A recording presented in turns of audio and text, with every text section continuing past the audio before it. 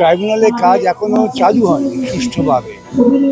যে দু একটি অর্ডার হয়েছে সেই অর্ডারও ঠিক মতো আপলোড হচ্ছে না। আমার কাছে আজকে জুনিয়র এসেছিলেন, তাদের সমস্ত গ্রিভান্সের কথা বলে গেছেন। কাল সুপ্রিম কোর্টে যখন হবে আমরা এই সওয়ালটা করব। ওটা ব্যাপারটাকে একটা হাস্যাস্পদে করে তোলার তো কোনো অর্থ হয় না। জনগণের যে অধিকার, এটা একটা আইনসঙ্গত অধিকার, সেই অধিকার থেকে রক্ষা করার দায়িত্ব সুপ্রিম কোর্টের, সেটা আমরা মনে করি।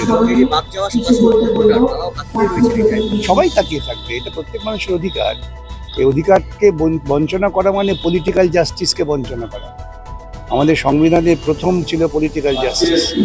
পলিটিক্যাল জাস্টিস মানে one man one vote one value, সেটাকে তো কার্যকর।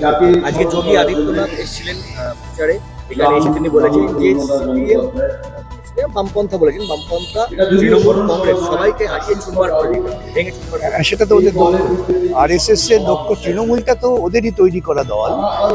সেটা এখন তৃণমূল যেহেতু মানুষের কাছে চূড়ান্ত বিশ্বাসযোগ্যতা হারিয়েছে, তৃণমূল মানেই দুর্নীতিগ্রস্ত এটা বলা হয়, সেই জায়গা থেকে পাল্টে ওরা কয়েনের ওপিটটা গানার চেষ্টা করছে। যোগী আদিত্যনাথ বলুন, অমিত শাহ বলুন, মোদী বলুন, এরা তো অনর্গল মিথ্যে কথা বলছে, অনর্গল মিথ্যে কথা বলছে।